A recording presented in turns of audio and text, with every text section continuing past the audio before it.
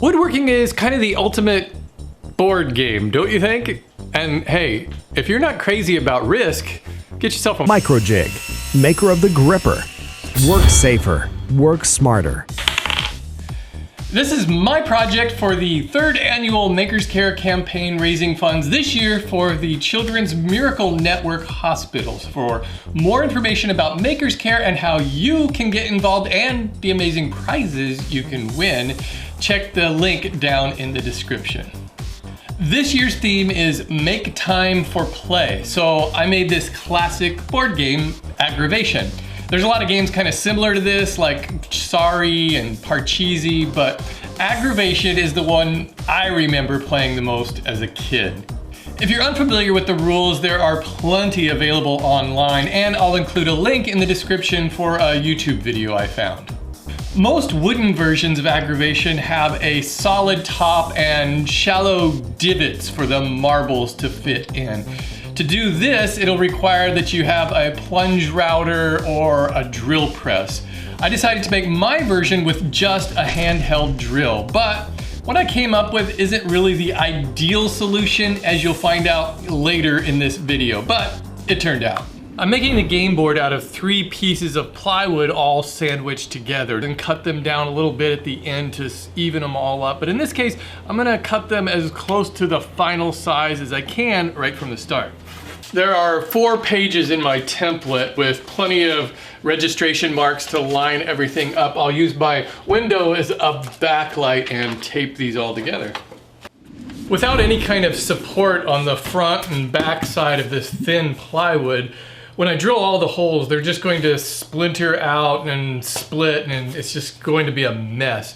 To prevent that, I'm going to sandwich it between these 2 thicker pieces of scrap plywood. But first, I want to attach that cutting template onto this piece. First, I'll find and mark the center of this board by connecting the corners. I'll poke a hole through the center of the template. Now I can connect that to the center of the board.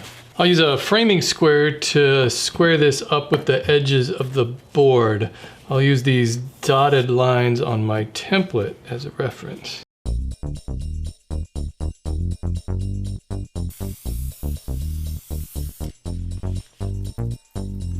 Now what I want to do is take that thin board, this is going to be the board with all the holes in it, and just square it up first with this board and this one on top. Hopefully I can get them all square and aligned, and then I'll clamp it down. I'm gonna hold these together with 4 screws just to make sure everything is tightly sandwiched.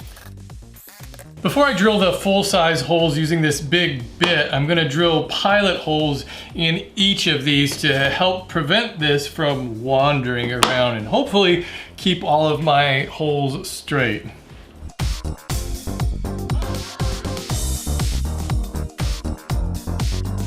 Now I can switch bits and bore out the larger hole. I should probably mark this bit to make sure that it goes down deep enough but not all the way into my workbench.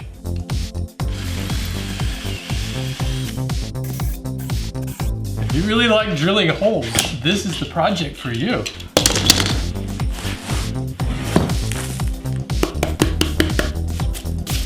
I got them all. Whoops, there's 2 I missed. Okay, I think we're in business. Yeah. Oh yeah. A little bit of sanding and it'll be good to go. Here I'm just softening the inside edges of each hole. Yeah, I'm pretty happy with the way that turned out. In case you were wondering, yes, I actually tried it without sandwiching. I thought I would get away with it, and that's what it looks like. It's just the top layer of the laminated piece of plywood just peels off because these are just too close together. And this was with drilling through this board on a backer board. So it really needs that tight support on both sides for it to work. Another thing you might want to try that would probably work out better is MDF. If you're gonna paint your project, it'll drill nice smooth holes a lot better than plywood. Or you could use solid wood if you want to do it that way. And of course, if you have a plunge router, just drill some little divots. Okay, moving forward, I've taped together another template. This one I'm only gonna use so that I can cut out this hexagon shape. I'm gonna attach it to this thicker 1/4" sheet of plywood. I think I just came up with a better way to cut this hexagon out. Instead of attaching this entire template with spray adhesive, I can just make a mark in each of these corners and then I can connect those.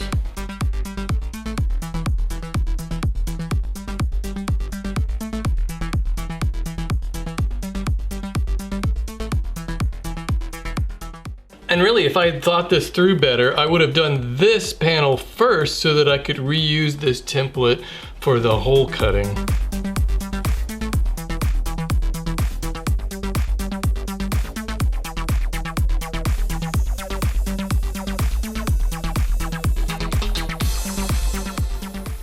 Well, I gotta say, cutting out one big hole is tons easier than drilling a billion little holes. So that hexagon is gonna fit over top of the board with the holes in it. And both of those fit on top of this thicker base piece. What I need to do now is mark where I want to paint the different colors onto that base piece.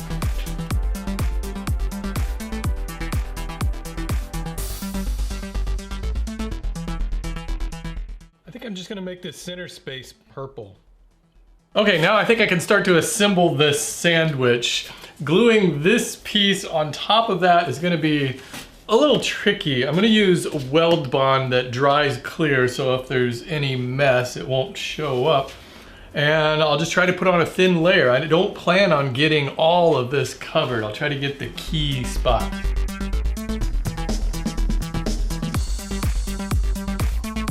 All right, let's see how we did. Not bad. Okay, now I can attach this piece. I think this one will be a little bit easier. Okay, I let this sit overnight. Let's see how it turned out. Hey, not too bad. Now I can square this up. I've installed a dado stack in my table saw so that I can cut grooves in these solid wood pieces to use for the frame. I'm gonna use my miter saw to cut out all the miters for the frame. Since the game board is just gonna float inside of these grooves, I didn't have to be exact cutting the lengths on the frame pieces. As long as they're a little bit longer than they need to be, there's gonna be plenty of wiggle room in there. Before I assemble this, I want to ease over these inside sharp edges because once it's assembled, it'll be kind of hard to get my sander in there. I could also use my router to round these over, but I think just the sander will be fine for this project. I'll slide the game board into the grooves, glue up the mitered corners, and clamp them up with my strap clamp. I'll let that glue dry for about an hour and come back and finish this up. All right, a little bit of sanding on the rest of the edges and we'll be just about done. Hey everybody, while I'm waiting for this lacquer to dry, I hope you'll take just a minute to support the sponsor of this week's video, Casper, by watching this. Top 5 reasons kids love Casper mattresses. Number 5, Casper mattresses have just the right amount of sink and just the right amount of bounce. It's like having your own bounce house. Your parents will love watching you jump on a mattress. 4, Casper mattresses are shipped free right to your front door in a big box. Let me rephrase that. Casper will send a free big box right to your house.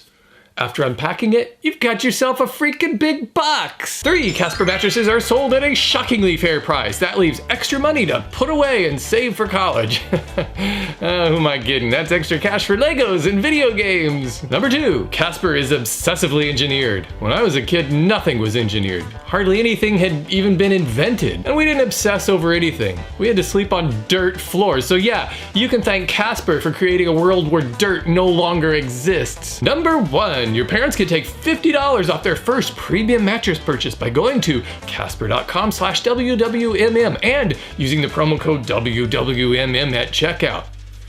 Remind them that it comes in a free big box. Well, overall, my aggravation board came out pretty good, but drilling that plywood was definitely, well, it was kind of aggravating. Again, probably not the best solution, but I'm sure you'll come up with something way better. Hey, I want to thank my friend Bill Wilson once again for suggesting this project. I don't think Bill is ever going to run out of game ideas. And I hope you'll get involved in this year's Makers Care campaign. If you want to try to make an Aggravation game, I'll include free plans down in the description. Thanks for watching, everybody.